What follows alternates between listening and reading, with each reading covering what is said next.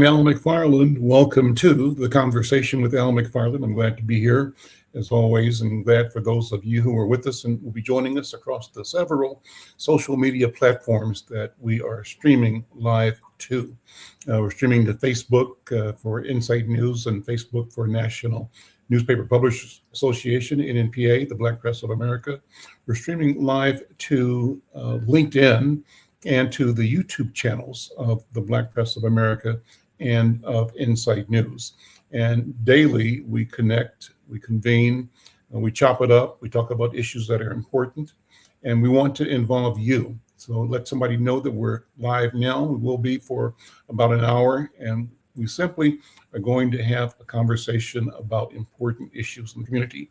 Yesterday we talked to one of the organizers of an upcoming event this weekend in Twin Cities. National Black lawyers and other activists are holding an emergency Black leadership meeting. We'll talk more about that today. We're going to be joined by our friend and dear leader, dear sister, Kenya McKnight Ahad, and she's helped connect us with several of the people that are involved in presenting the program this weekend, tomorrow and Sunday.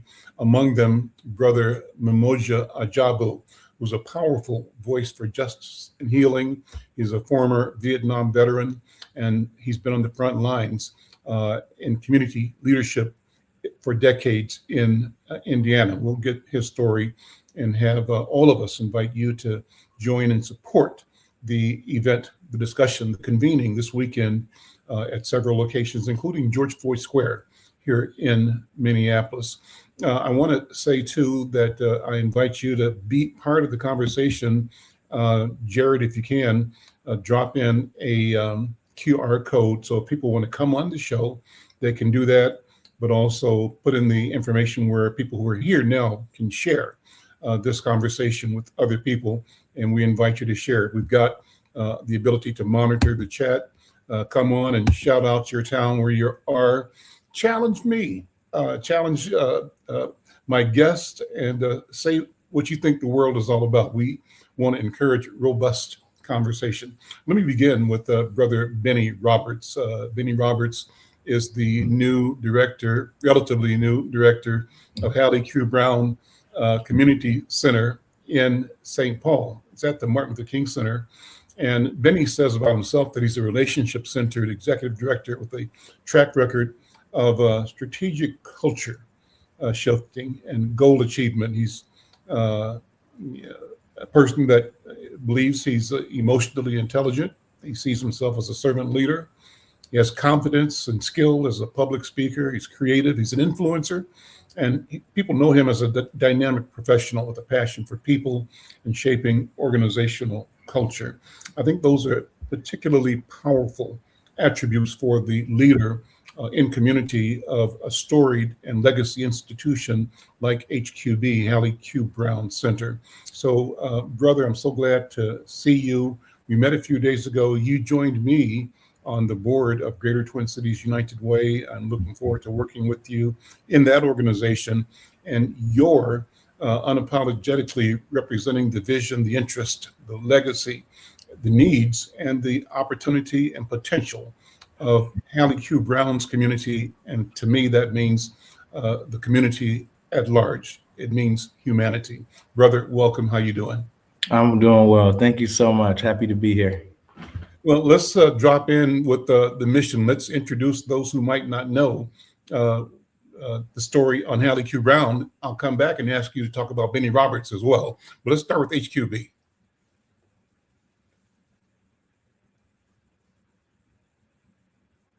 Tell us about Hallie Q. Brown. What is the mission, the vision, and the history? And you might be frozen there. Let me see. I don't know if you're hearing me. Yeah. So technology, it's amazing. It's a wonderful thing. And Benny, we dropped you for a second, but come right back in when you can. So let me shift on to the other leader that I referred to in the opening remarks, and that's Elder Memoja Ajabu. And as I said, he's a Vietnam veteran. He's an activist and will be here this weekend.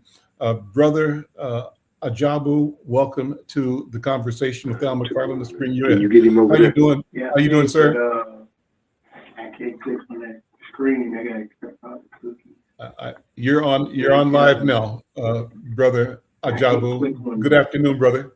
Can't get in. Okay. So it's kind of in and out. We're working the technology out. Benny, you're back. We lost you for a second.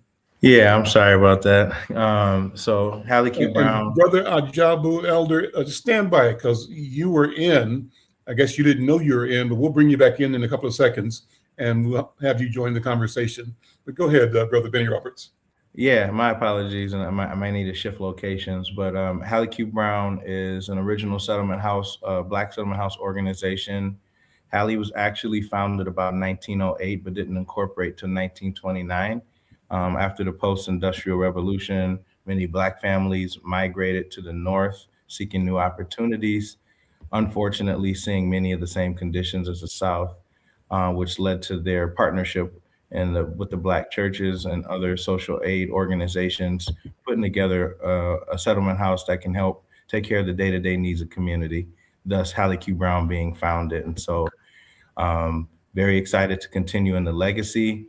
Our mission is to increase the quality of life, extend the longevity, and create community immortality through our collective storytelling and archiving. And so your organization is in the heart of the Rondo neighborhood in St. Paul. Yes, sir. And in many ways has been a beacon of light, a beacon of hope for the Black community. It's been a spawning ground, a birthplace for activism, both in the political, cultural, religious sense. It's really been an anchor institution in Minneapolis, in St. Paul, in Twin Cities actually, but based in St. Paul. And as you settled into the opportunity, how do you wear this responsibility? I think it's a huge responsibility that you shouldered. How does that sit with you and on you? Yeah, I feel a duty to serve my community. My father grew up in Minneapolis. My mom grew up in St. Paul. And so I was a habitual river crosser. But the places I learned about really quickly first was Hallie Q. Brown, which is the building I met my wife in. But also my family has ties to Phyllis Wheatley, Sabathani as well. And so seeing that the significance of those centers in their community, I feel honored and I feel like this work is a calling. I'm representing 4 generations of my family in carrying forward the work to serve and allow our community more progress and prosperity along the way. And I feel honored to be able to get to do that work as a leader here and a servant of this community. What would you say are the main programs, services being provided by Hallie Q. Brown? Yeah, so our food shelf is open Monday through Friday. We serve about 150 people a day through the food shelf. We have a clothing closet. We have some elder programs too. So we have our Magnificent Golden Agers, our Retired Men's Club, and then we do a lot of community gathering. And we're also moving forward really heavily to advance our archiving and historical research and collection work as well. So how important is the work? What has Hallie Q. Brown meant to St. Paul's Black community, and what does it mean today? Yeah, so what it means is a lot of the Black history actually comes through St. Paul, being the older city. The Hallie Q. Brown Community Center was the first cultural arts organization. They were the first rec center for the community of Rondo when the city wasn't providing those services to that community. We had the oldest child care center in the state. We have the oldest senior groups. Even today, our senior groups are about 95 years old. And carrying forth, being able to serve people across all lifespan is critical to who we are and who we've always been. And so we want to just continue to lift up that work, being a hub for lifespan support. Well, you know, Minneapolis and St. Paul, once again in the spotlight behind the recent murders, I say murders, killings of Renee Good and Alex Pretty. And those part of the invasion, the incursion of our city by the federal government through ICE and other elements of Department of Homeland Security. And while the professed aim from our president is to round up and get rid of aliens, people that are in the country illegally, and to ship them back to where they came from, because he calls them quote unquote rapists, killers, murderers, etc. I think in our community we see that whole scenario, that story differently. We know this country has a history of demonizing a people, demonizing a situation, and then allowing itself to do the unthinkable, the unconscionable. And that goes from mass incarceration, it goes to genocide, it goes to appropriation of human life and dreams and aspiration and more. So we all look at this kind of side-eyed, and some of us were saying that, this is the immigrants' problem, not our problem. I beg to differ, because all of us are connected in the community. Yep. And all of us at one level or another have immigrated here, some voluntarily, but all of us, most of us, not voluntarily, but immigrants nonetheless. I heard people say, we shouldn't worry about what ICE is doing because we can't be deported. And my answer to that is, look, brother, look, sister, we were imported.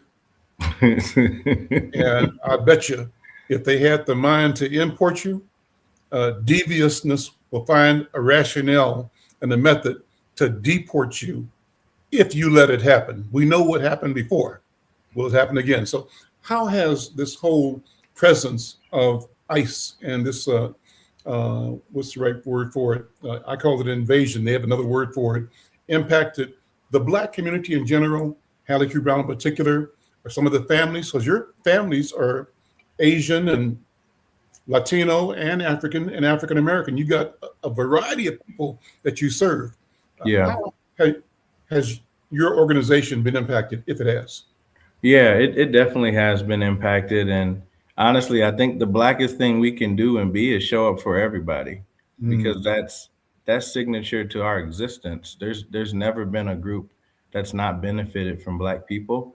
And there's never been a time where we weren't generous with our gifts in a way that everyone else can eat off of it and benefit from it too. And so I get disappointed when I hear that some of our own people don't think this has anything to do with us, because if it will happen to them, and we know we've always been treated, the lowest, then it can definitely happen to us too. And so the way we stand up for our brothers and sisters who have immigrated from different communities, I think shows the best of who we are as Black people. The center has always been anchored in making sure that people know our story and that our community doesn't get ignored and doesn't lack resource, but that also includes serving everyone else in this community. And so we have several families of different cultures that have taken advantage of the resources, the legacy, the history, and the benefits of the services that we offer. And we do have families that are intimidated with coming in. And there's a little bit of me that's frustrated, because I think when they see historically Black organizations, oftentimes we're thought of so little that we're not even the target. So I think the blessing in that is we haven't had too much interruption outside of an incident that happened in our parking lot with a volunteer. But we haven't had our center terrorized, which has allowed us to continue to serve families uninterrupted. But we have a deeper responsibility to meet people where they're at. That's signature to a settlement house. And so we're trying to find new ways to bring the resources to our families who are impacted directly, and then ensure that we step up as a people to participate in the solution of serving our community and all in it. Benny Roberts, thank you. Hang out with me. Let me introduce you and myself and others, our listeners too. My next guest, Brother Memoja Ajabu. He's a prominent activist, a clergyman. He's a Vietnam War veteran. He's based in Indianapolis, Indiana. He's widely recognized for his leadership in the Indianapolis Black Panther Militia during the 1990s, and his longstanding advocacy for social justice and veterans' rights. He served at the in the 101st Transportation Unit of the U.S. Army during the Vietnam War. In community, he was a former, as I said, commander of the Indiana Black Panthers. He's been a vocal figure in Indianapolis, challenging racial inequality and political leadership. He hosts an internet radio show called The After Naked Truth on 91.9 WITT FM. And he's run for U.S. House of Representatives in Indiana's 7th Congressional District several times. He's active in the Clemency Campaign, a high-profile effort to seek clemency for his son, Kofi Ajabu. This campaign recently gained support from the original jury foreperson and a U.S. Representative, Andre Carson. He's an advocate for prison reform. He continues to advocate for justice within the legal system, including filing lawsuits regarding jail conditions. Elder, thank you. Welcome to the conversation. How you doing, man? Man, I could be worse. I could be worse. But I really agree with the positions that you and my fellow next to me have taken, because the fight that is being fought in Minneapolis is the same fight, or the same people that we're going to have to fight that's going to come after us. So when people say it ain't our fight, you know, we ain't on the front line yet. Now, yeah, because they coming, because we the ultimate target. Mm-hmm. And so they trying to test the waters to see, okay, let's jump on the Latino and see if they buck hard enough to where it's that we need to stop. But we don't really want to them. We just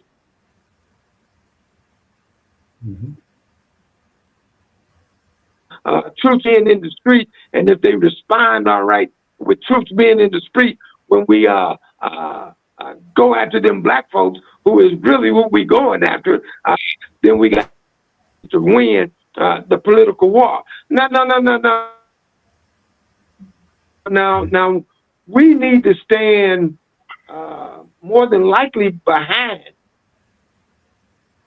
possibly with, but we can't stand in front of those people. They got to fight that fight.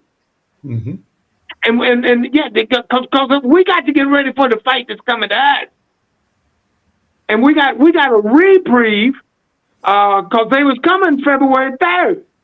Because, you know, Duck Bold, you know, and I call him Duck. You know, look like a duck, quack like a duck, got yellow hair like a duck. Donald T. Duck, I call him Duck. You understand what I'm saying? Right. Yeah, Duck, you know, but Duck, you know, he bold. He don't try to hide what he doing. And he told him, he said, on February the 3rd, I'm going to Columbus, Ohio. Yep. And what I'm doing in Minneapolis, I'm going to get ready I'm going to do it there. But instead of my target being Latinos, my target's going to be Haitians. Mm. Well, now, see, if you understand the code, if you're a Nigerian and you in Columbus, you a Haitian. Yeah, if you from Jamaica and you in Columbus, you a Haitian. If your back was born there from the slave trade, your butt on February the 3rd, you are a Haitian. and so, the fight just ain't came to us yet, and we got a reprieve. Yeah. The court said, no. For that yet, don't jump on them yet, cause they gonna fight. They ain't gonna be like them Latinos. They gonna fight, and I know we ready for that. And I'm saying that, look.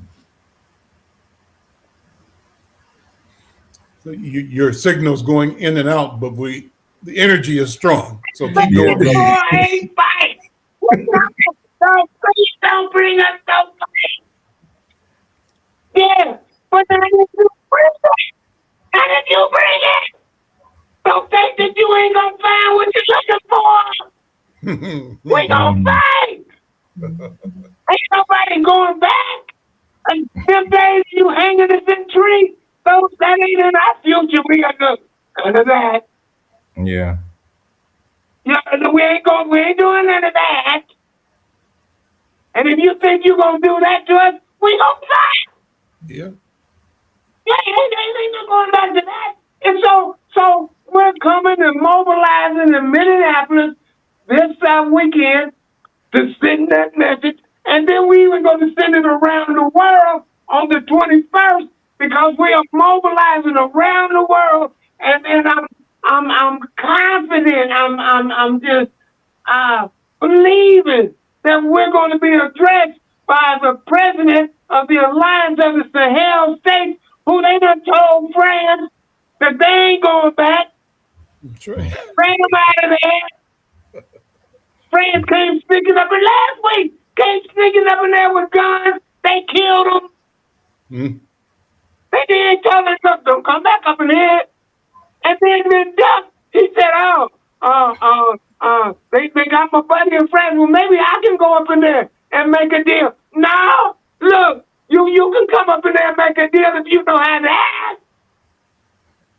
But you can't act to my people like you acting with those people in Minneapolis. We ain't buying that. You touch one of us, you done touched all of us. We're Pan-Africans. We're in the same family. Yeah, if you touch a Haitian, you done touch me. And he got the nerve to say that, look, the third he was going for the Haitians, then he said the 13th he going for the Ethiopians. Now he didn't say where he was going for them yet, that I've heard. But he's just talking cold language that, look, if you look like me, he, and three, they coming for us. That's right. That's right. That's right. And so what do we we do? got to be ready. And we get ready. They done gave us a reperiod. And so we're going to send that message in the Minneapolis this weekend. And then we're going to send it around the world on the 21st. And then we'll send y'all the links so that y'all can mobilize there. And then I'm telling you, we are in negotiation with the president of the Alliance of Sahel States who to address them because they doing it well over there. Mm-hmm. The same day that Trump tried to go to Venezuela, they went to Venezuela and kidnapped Maduro. On that same day, Dr. Buddy was over in Burkina Faso trying to kill Ibrahim Traore. Ibrahim stopped it before it started. Stopped it. Because the people are so politically aware that when they saw strange stuff, they went to Ibrahim. Hey, blood man, look. I don't know what they doing over there, but you ought to go look at that. They don't look like they doing what we ought to be doing. You need to go look at that. And Ibrahim snuck up in there and found out that they was plotting to kill him. Again. Yeah. I mean, this is about the 20th time, but he done beat them all the way through it. Really?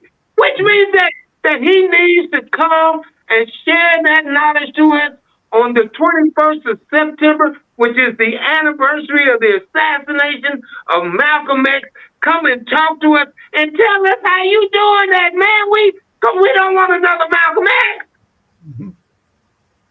Come share that information so that we have that information around the world to where it's that when they come to assassinate one of our leaders, if they come to hurt one of our people, that we can stop it before it starts. And so people will say, Brother Ajabu, that we talking a lot of talk, but honestly, everything you are saying is grounded in reality, in history, and in fact. Yeah. This is not speculation, and it's not fear mongering. No. This is telling us we need to wake up and see it for what it is. Straight, no chase. Yeah, yeah. Yeah. And so, go ahead, Benny, jump in. Any thoughts? Well, yeah, just the thoughts as I'm considering what my brother said, my elder, that you're on the ball with it. And it's funny because if you think about Haiti, that was a revolution that they defeated their potential colonizers, right? And if Ethiopia is your next location, Ethiopia was another place that overthrew the threat of colonization. So this is Italian. Yep. So this is a white supremacy tactic to try to disarm the communities that have been able to successfully fight back against them, which, to your point, they're going to come back for every other one. And that's tied to the Latinx community, who's a part of the African diaspora as well, the West Indian, the Central American, and the South American. Many of them are of African descent as well. That's so right. they're the ones that you're targeting. And we've seen Native Americans be arrested and deported and detained, who that's the most ironic and asinine thing I've seen ever, to deport somebody who was absolutely here first when everyone behind them is an immigrant. So it just tells you this whole language of deporting who's legal and not legal is a ruse. And this is really about raw power. It's about the concentration of wealth and power and might. And it has nothing to do with being a human being. It has everything to do with exploiting individuals, families, communities, the continued concentration of wealth and power in the hands of a few, and the permanentizing of depravity and deprivation for the masses of people globally. And unless and until we figure out systems and processes and relationships between and among us to protect and grow sovereignty that everybody understands and feels and acts out of, so that it becomes something that we all own, that we are the owners of the notion of sovereignty on the planet Earth. Unless and until we find a way to communicate broadly, globally, we remain potentially victims. Our mission is to restore the balance in creation. And Brother how do Elder, we do go that? ahead. How do we do that? You tell me, Now, watch organize. this. Watch Organize. this. Yes, sir. Yes, sir. Organize. But watch this.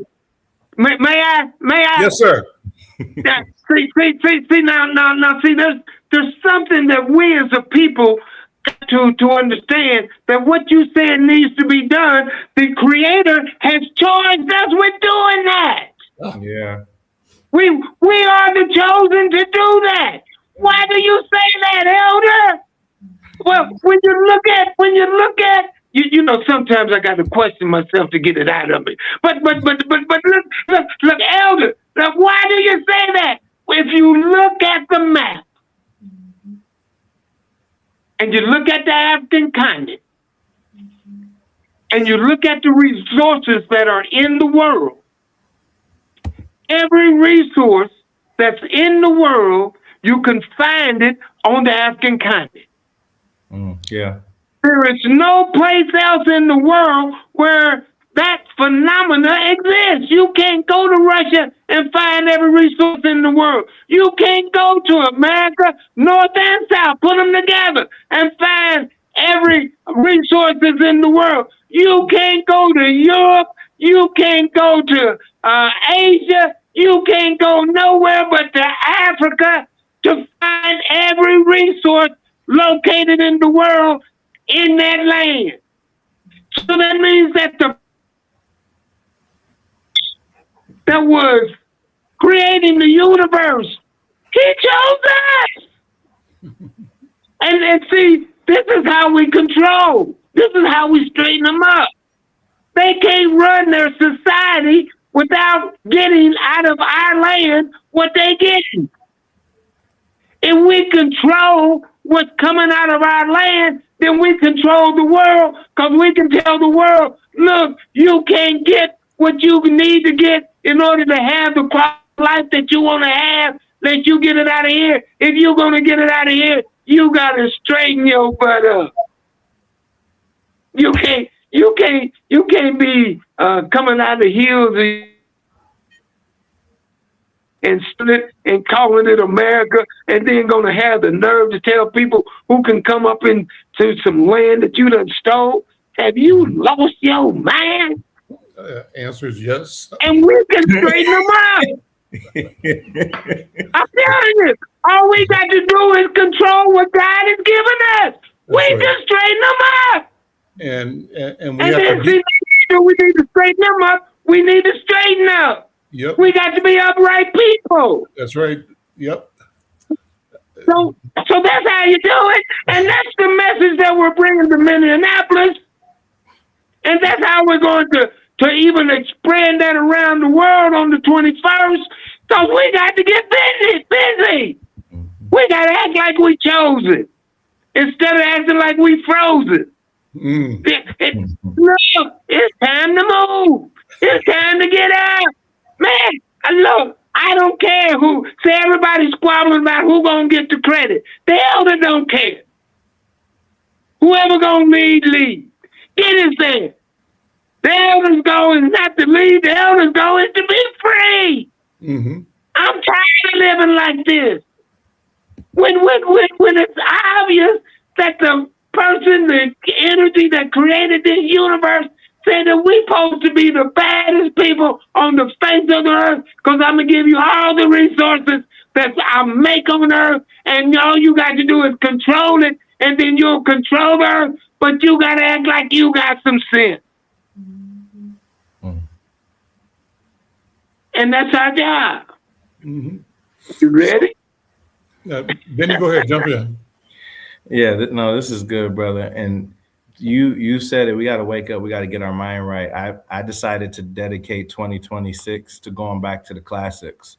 I don't want to hear from no influencer who's trying to spin their wheels on how to get out of the situation. I need to hear from Carter G. Woodson. I need to hear from James Baldwin. I need to hear from Audre Lorde, from Martin Luther King. And all the reading I'm doing this year is that I just refinished Miseducation of the Negro.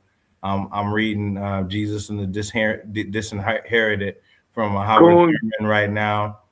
And they're talking 100 years ago and 50 years ago about what we're dealing with right now. But these are folks that have overcome because they've known how to equip their mind. They've known how to organize their people.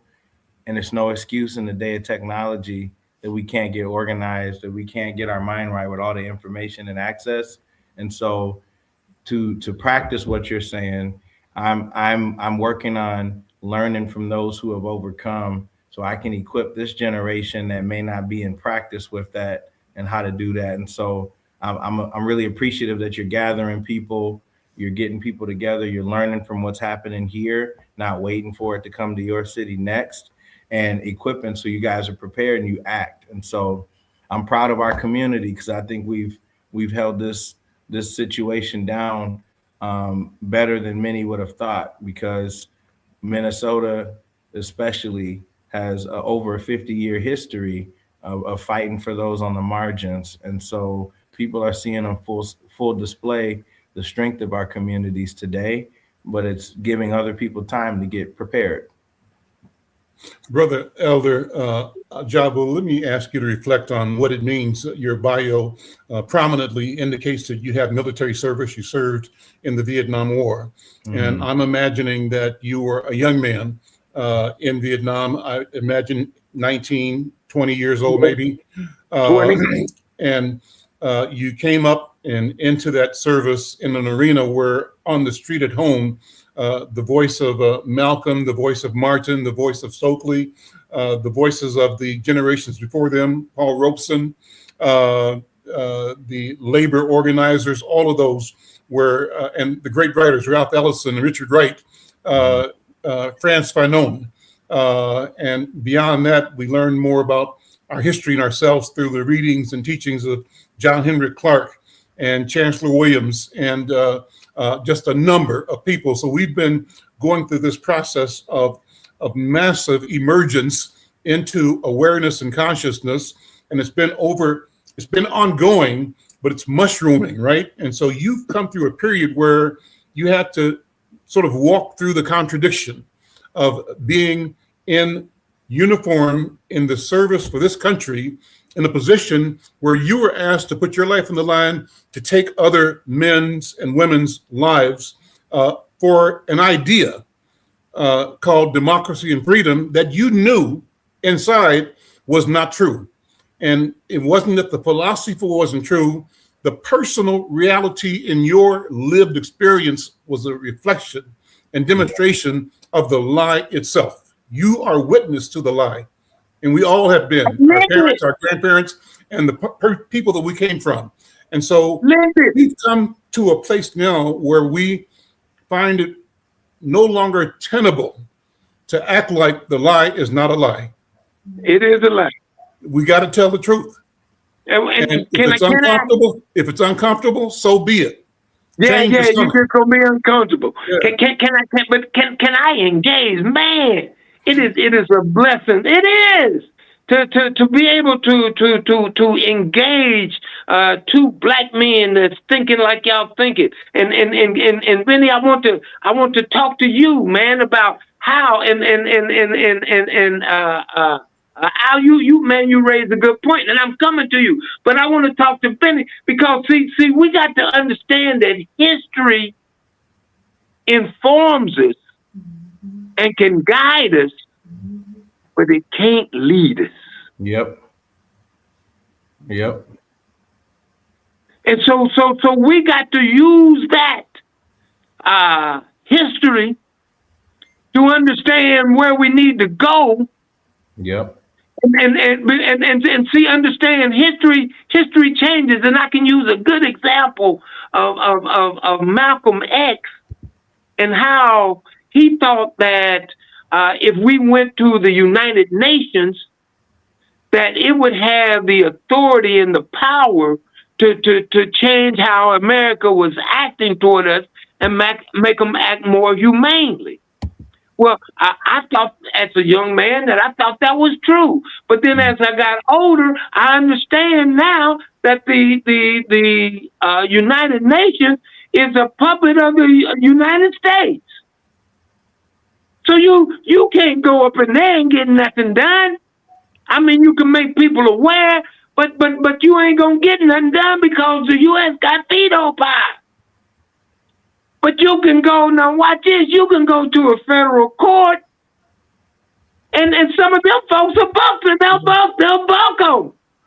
And you got people that's bucking right there in Minneapolis who and the court is telling them, look, you can't come up in here and act like that because you are acting, now they don't use this word. They'll say authoritarian or you're acting bullish. But see, the word that they need to use is tyranny. You're acting tyrannical. And if you use the word tyranny, then that has legal implications because if you say that the government is tyrannical, then the Constitution says that a citizen not only has the right, but the duty to change that government. See, I look at your mayor Frey and your governor. They will use the word authoritarian, but they won't use the word tyranny. And even if they use it, they need to challenge it in court. Well, see, we done it for them. We say, well, look, we gonna help you. So the Black Panther movement filed an amicus brief into the court and make the case that the way that Duck got the Ice Ages acting there in Minneapolis is tyranny. And if it's tyranny, which it is, then the people can respond against it any way they see necessary, and they are within the law. Frey and Waltz appear to be reluctant to put that power into the people because if they get to court to rule that it is a tyrannical government, then the people can get out there and kick them ICE agents in the butt, and be legal. That's what I They may wanted to be say to you. simply weighing the numbers right now. Frey and the Fry and the city have about maybe 1,200, 1,500 sworn officers on their payroll, whereas your president, Donald Duck, as you call him, has put 3,000 people on the ground, at least 4,000, according to Keith Ellison, who said the number. Of course, they've had news in the past day or so about the government saying it's going to pull 700 out. 700, so what? They shouldn't be here that's at not all. enough. That's Let not me enough. do this. Let me welcome Sister Kenya McKnight Aha, because I want her to give the details. Thank her for curating this program, for supporting, getting you and I connected for this conversation. Thank you, Sister Kenya. But I want to make sure that we tell people there is something for everybody to do tomorrow and the next day and beyond, because we're building something here. And as Elder said, this is the beginning of something that's national, global, towards freedom for our people. Kenya, good afternoon. Absolutely. Good afternoon, and thank you for having me. Hey, Benny, and sis. hey, Elder. Hope you all are well. So yes, this is about a continuum, right? And there's so many amazing initiatives happening around the Twin Cities. And I know, Benny, you probably talked about some of the work that you're doing in St. Paul, etc. And so here for the Emergency Black Leadership Summit that, Elder, along with Brother Attorney Malik Zulu Shabazz and several others who are coming here prepared to talk about what it means to mobilize in the Black community, to provide legal support for the Black community around immigration, but also ICE. What do you do if you get pulled over? These sorts of things and much more. Plus, really having a conversation between local and national leaders about the movement and where we are and how we work together, even more so as a community of people representing our interests, our priorities, and also how we then take that to a broader place of, connecting across the diaspora as well. Some of the things on the table does include reparations. You got folks in the Black Panther movement, all sorts of different folks who are coming, across the country to Minneapolis to convene on Saturday, where we have about 3 different things going on. Folks will be meeting up at the state capitol at 12 p.m. with Brother Malik Zulu Shabazz and Jonathan. I'm blanking on his last name. Sorry, Brother Jonathan. Brother Jonathan and Malik is kind of leading that piece there, but be at the Capitol to convene, encourage folks to come out. This is the Capitol. We want to make that statement. And then from 3 to 5 o'clock, we'll be at the George Floyd Square at the Listen to Us studio with King Demetrius. And there we'll be holding a legal briefing, a legal training, and a legal clinic where, we'll all learn about what to do, with ICE and other police and just general issues that the Black community is facing as it relates to police, but also just in general, right? You got questions about reparations or just other legal things that you need advice or insights on, right? Folks will be there ready to serve. Attorneys, we're currently coordinating with some local attorneys like here in Minnesota as well, who can provide and step up, provide some free legal services. And let me say it again, it is free. All are welcome to join. We will be doing a big press conference there at 3 o'clock as well. So it'll be great to have as many of us come to the square at 3 p.m. as possible. Again, we'll be at the George Floyd Square at the Me Too or Listen to Us studio, which is at 3730 Chicago Avenue South in Minneapolis. And then lastly, we're going to have a summit at 1256 Penn Avenue North, known as the Thor Building, Plymouth and Penn Avenue on the 5th floor. You'll see all sort of signage that will let you, lead you to the 5th floor. There's a huge parking ramp for those who are driving to park in the ramp, but also for those who are on the bus. This is on the number 19 bus line and the number 7 bus line. And so you can definitely bus there and catch an Uber, etc. But you're welcome to join us from 5 really 5, the doors open at 5. We'll get started about 5:30, 5:45 to 10 p.m. We'll have dinner, so we'll be breaking bread as a community. And then we have a large lineup of panelists of local and national leaders. And so I guess I can read some leaders off to you if you want. Yeah, go ahead, please. Yeah. But we definitely have Malik, Zulu, Shabazz. We have Elder. Elder, you're going to be on the panel. Is that right? Oh, he kind of froze up, but yeah. Elder will be with us as well. Oh, is he gone now? He'll come back. Okay. All right. We have representatives from, so Elder, and then we have Imam Akbar, Sheikh Imam Akbar. He's the national ambassador in and he's part of the Black Panther movement. We have the Brown Berets, which is our Latin brothers and sisters that will be joining us. We have some students from Howard University. We also have Rashad Singleton. He's the president of the National Reparations League. And again, we have organizers coming from Indiana, Cincinnati, and all over the country. Now, some of our local folks, and I was told, Benny, that you might be joining us for this panel. Yeah, I'm trying to make arrangements. Yep. Okay. We have Brother Antonio Williams, who's the executive director of Tone Up. As you know, he's working on ending slavery in the prisons. And we have our Cortez Rice. He's a national civil rights activist and organizer who's very present in the movement. We have Anika Robbins, who's the president of the Black Voice Matters, helping to push the importance of Black political engagement. We have Thomas Berry, who's the president of 12 Watch App. And then we have Rod Adams, who's part of the New Justice Project. And then we have myself, I'll be joining on. And that's so far who our lineup is for the summit. There will be opportunities for question and answers, but we will be talking and really sharing a lot of wisdom and insight. And this is also about base building, which I know Rod Adams, with the New Justice Project has this weekly meetup of Black leaders on Thursdays. And so I know we're trying to get them on the show tomorrow so they can come and share more.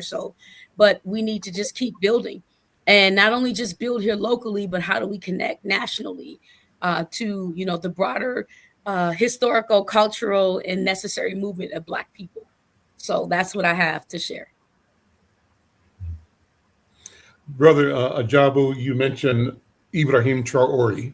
How important is it that we pay attention to the shift in attitude, how African people see themselves as stewards of the resources that they live on, and how they renegotiate relationships with people that had seen themselves as both imperial, then colonizers, and in both cases, extractors of the wealth of Africa.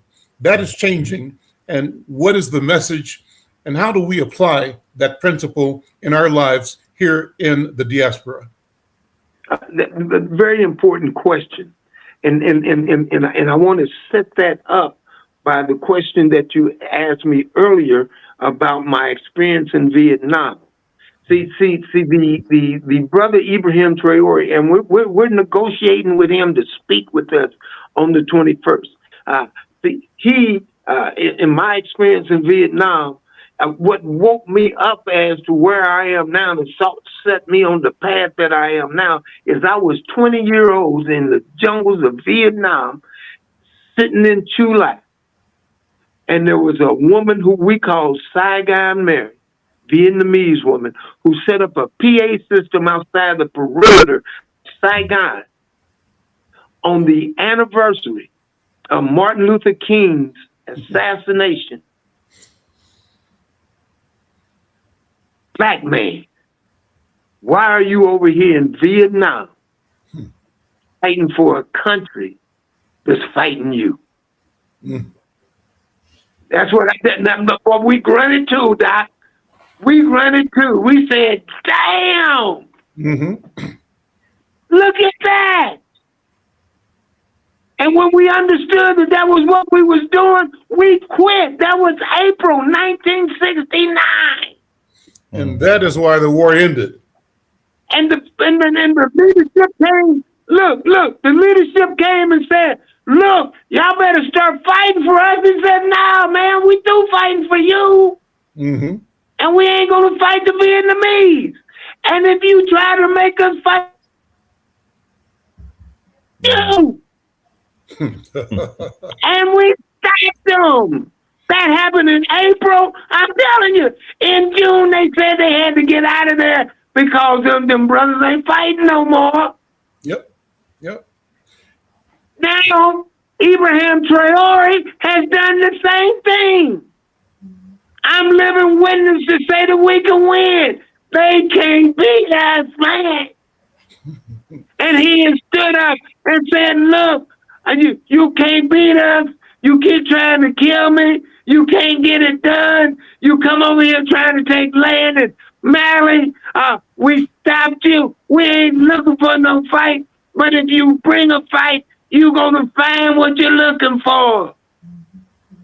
And so he's going, and we're negotiating with him to come. And I can't thank the Honorable Malik Zulu Shabazz enough for the vision that set all of this in motion. And he's going to I'm confident that he's going to come and talk to us and talk about how we can start controlling those resources on the African continent to where it's that we control the world. When I was there in June of 2025, I spoke with me and the delegation that I led. We spoke with the president of the Commission for the Alliance of Sahel States.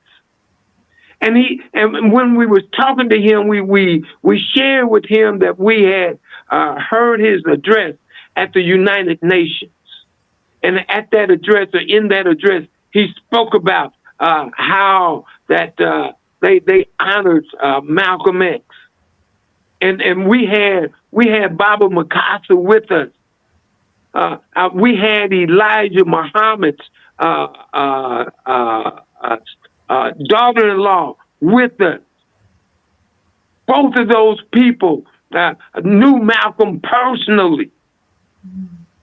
And we told him that you he said, well, how did y'all know that? That was in French. Well, there's interpreters, there's things that interpret that. He said, well, man, we didn't know that our words had that kind of impact, so wide an impact. He said, now you know what that means? That means that with you understanding what we're doing, that understanding acts as a bulletproof vest. So if they try to come and kill us, they understand that they got a problem with you, and that's a bulletproof vest for us. Keep doing it. And that's the part. That's the part that we play. We don't see our job is not really to pick up the weapons. Now we got to stop people from hurting us. Mm-hmm. But to wage that war, that's on them. Yeah. Our job is to support them. There's a scenario, though. Think back, and we don't say this enough. We don't talk about it enough. But the so-called Civil War. So the war changed because of the actions of black men and black women. What do you mean? Those black men that had been held in bondage and slavery in the South, throughout the South, once the planters had gone off to war, decided they were going to walk off the plantation. And they did, by the thousands and hundreds of thousands, right? And they came to the opposite side, the northern side. North. Mm-hmm. That side didn't want them to take up arms, didn't want them to fight for their freedom and to help them win the war, but they were losing the war until a couple of smart generals said, look, Lincoln, we're going to lose unless these black men can be armed to fight for the freedom for the whole country. That's right. There's a precedence here, and this is both sides of that coin. We walked away from it in Vietnam. That brought the Vietnam War to a close. Yes, it We did. walked through it in the Civil War because our freedom was at stake. But That we are central to freedom in every and any instance. That's And we it. need to know it. no, but how did they treat us? Now look at that. There you And go. you're exactly right.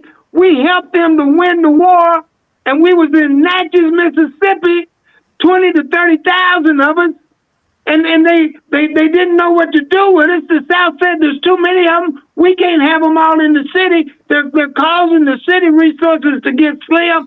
North, what you gonna do? The North marched us to a gorge, put a fence around us, didn't feed us, didn't give us anything to drink, and they just let us starve and die right there in that gorge. And when we died, they just took and threw and put some dirt on it. They call it the Devil's Punch Bowl.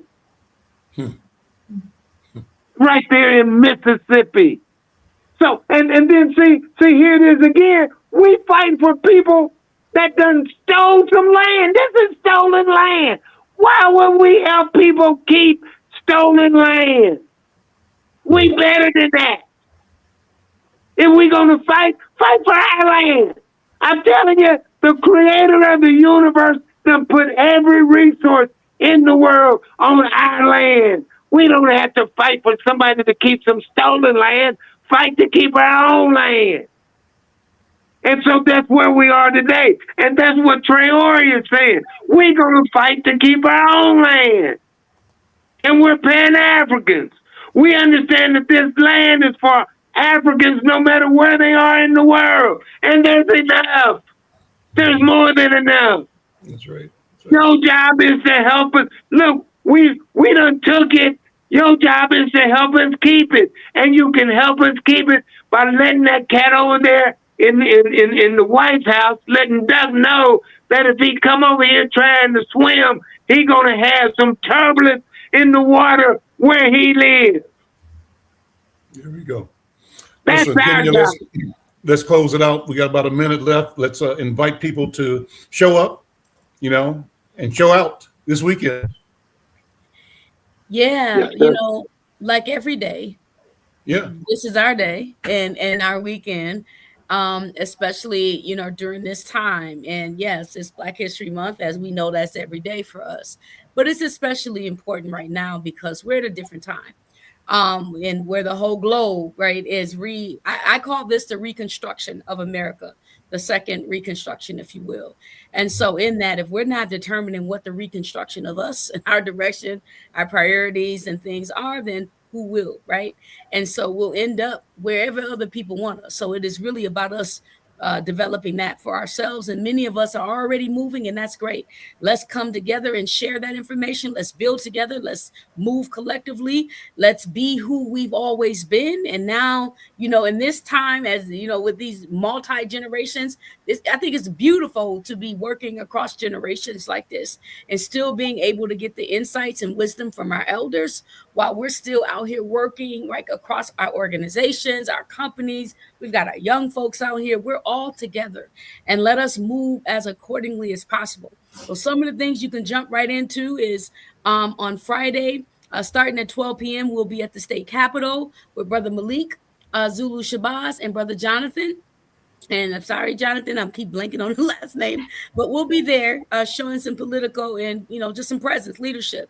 And then we'll be at the Listen to Us studio inside the George Floyd Square, which is at 3730 Chicago Avenue South in Minneapolis. And we'll be there doing a press conference, but also a legal brief, and a legal training on like what to do if you get pulled over by ICE, or how do you deal with police issues, or just general issues that impact our community. So there's the training, there's the brief, but there's also some direct services happening from 3 to 5. Come on down to the George Floyd Square and hang out with us. And then from 5 to 10, the doors open at 5. But we'll get started about 5:30, 5:45. We'll be at 1256 Penn Avenue North on Plymouth and Penn, known as the Thor Building, where we'll be there having a really big discussion, right, and training with our local and national leaders. we'll really be building on, you know, what's happening, where we are, and how we build forward and move together as a unit, nationally and locally. So it's base building, but it's also, you know, information, wisdom sharing. This is where we grow and build. This is what we've always done, and let us come together and do that here in Minneapolis on Friday. We'll see you there. It's free and open to the public. Come he, come all. We hope to see our community present for sure. Benny, let me ask you to invite people to support you at Hallie Q. Take a minute, if you would, before we close out. Then we'll have a final word with the elder before we close the show. Yeah. Absolutely. We're committed to doing the work. We're serving our people daily, making sure that the human rights and basic needs of us all are met. I invite you to come to Hallie Q. Brown, 270 North Kent Street, St. Paul, 55102. Here in the heart of Rondo. We are the headquarters of Rondo. In order to do this work, we need everyone. It's mutual aid. It's money. We are a 501c3. You can send tax deductible donations to help. Okay. Let me close with a note. You're freezing up on me. Let me close with a note to Elder Ajabu. I raised the question about your veterans experience because I'm a veteran as well, in the same area. I was in the Navy in 1966 through 68 in active duty, and beyond that in reserves. And I didn't go to Vietnam. It was the Vietnam era. I did Mediterranean cruises on a destroyer. I tell people that I was on a ship of 300 people, 6 of whom were black, right? Part of a squadron, a fleet that sailed in the North Atlantic, Caribbean, and Mediterranean.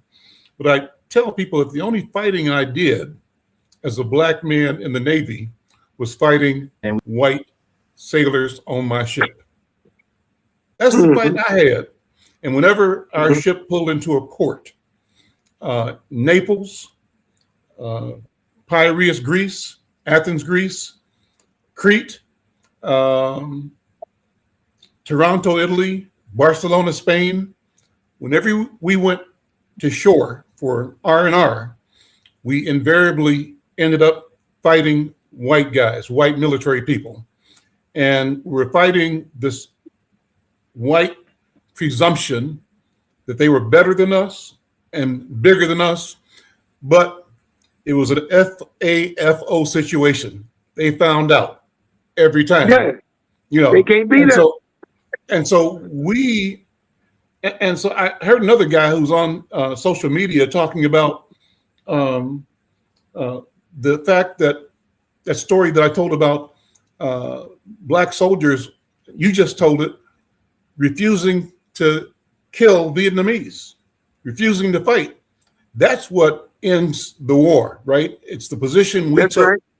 And so I'm curious to have a conversation with you and other veterans down the road about examining the roles that we have played and the knowledge we've gained, the technology we've mastered, the skills we've acquired, and how we continue to apply those skills, that leadership, in the development of an African-centered future. So we'll come back to that in the future. You close us out, brother.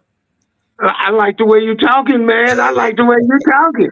Yeah. Let's get organized and get mobilized. You know, so that we can realize our rightful place in the world, other things. And Sister Kenny, you right on. And Benny, I love all y'all. Yeah, no. With that kind of thinking, we're going to be free. The elder want to be free. With that, let me say thanks. Thanks to everybody. We'll see you all this weekend. Tomorrow, we're going to be here tomorrow again, Kenya, and bring some more voices. And let's keep this thing going. I'm Al McFarland. We'll see you next time. All right, Black Pine.